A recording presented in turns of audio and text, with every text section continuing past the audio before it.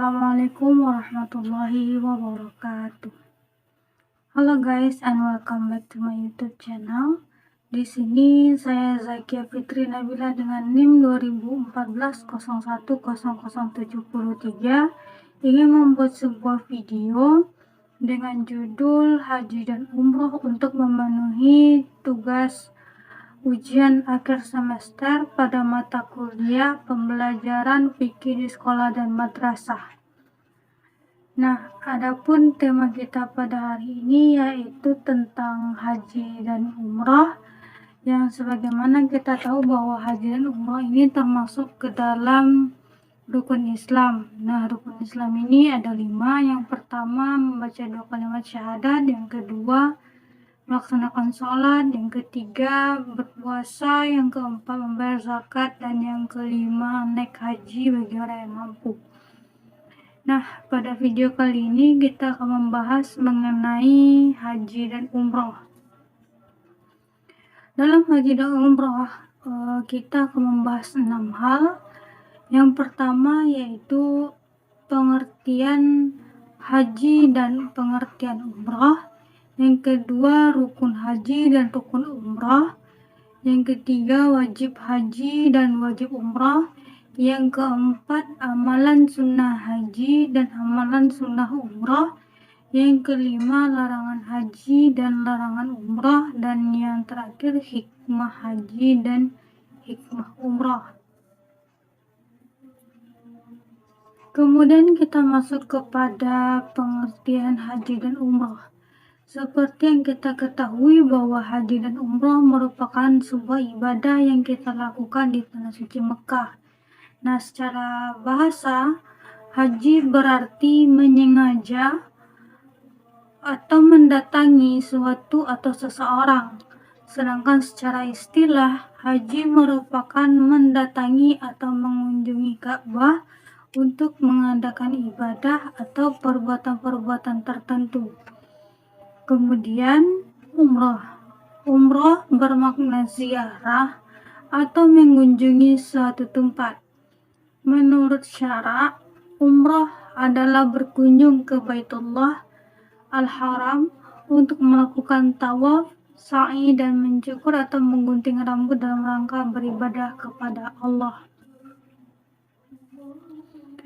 Nah, selanjutnya kita akan membahas mengenai rukun haji dan umroh. Apa saja sih rukun haji dan umroh? Nah, rukun haji ada 6. Yang pertama, niat ihram. Yang kedua, wukuf di Arafah. Yang ketiga, tawaf. Yang keempat, sa'i. Yang kelima, memotong rambut. Dan yang keenam, tertib. Kemudian rukun umroh. Rukun umroh ada 5. Yang pertama niat ihram, yang kedua tawaf, yang ketiga sa'i, yang keempat memotong rambut, dan yang kelima tertib. Nah, selanjutnya kita akan membahas mengenai wajib haji dan umroh. Nah, dalam melakukan ibadah haji dan umroh ada beberapa kegiatan wajib yang harus kita penuhi. Nah, yang pertama itu mengenai wajib haji. Wajib haji ada 5. Yang pertama niat ihram dari tempat miqat atau batas area yang telah ditentukan menyesuaikan daerah asal jamaah haji atau umroh. Yang kedua, menginap di Muzdalifah. Yang ketiga, menginap di Mina. Yang keempat, tawaf wada' atau perpisahan. Dan yang kelima, melempar jumrah. Kemudian wajib umrah. Wajib umrah ada 2. Yang pertama, niat ihram dari miqat atau batas area yang telah ditentukan menyesuaikan daerah asal jamaah umrah. Dan yang kedua, menjauhi larangan-larangan ihram.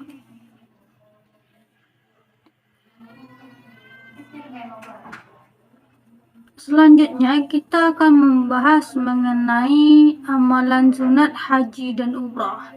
Nah, dalam melakukan ibadah haji dan umroh, ada amalan-amalan sunnah yang akan kita penuhi. Yang pertama,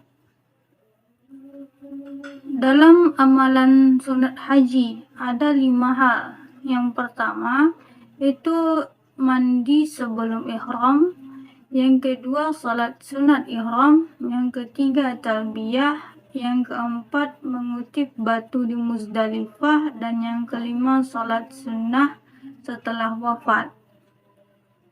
Selanjutnya amalan sunat umroh itu ada 4. Yang pertama mandi sebelum ihram, yang kedua salat sunnah ihram, yang ketiga talbiyah, dan yang keempat salat sunnah setelah tawaf. Selanjutnya kita akan membahas mengenai larangan haji dan umroh. Dalam ibadah haji dan umroh ada larangan-larangan yang tidak boleh kita laksanakan. Dalam larangan haji ada 5.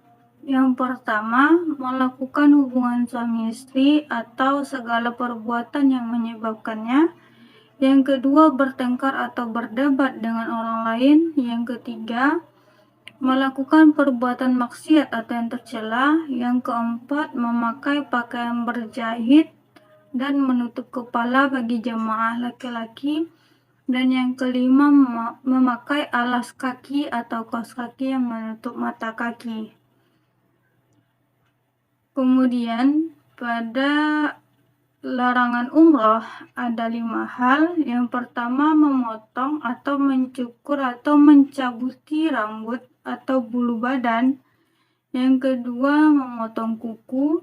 Yang ketiga, memakai minyak wangi. Yang keempat, menutup kepala langsung bagi laki-laki. Dan yang kelima, memakai baju atau pakaian yang dijahit sesuai dengan bentuk tubuh.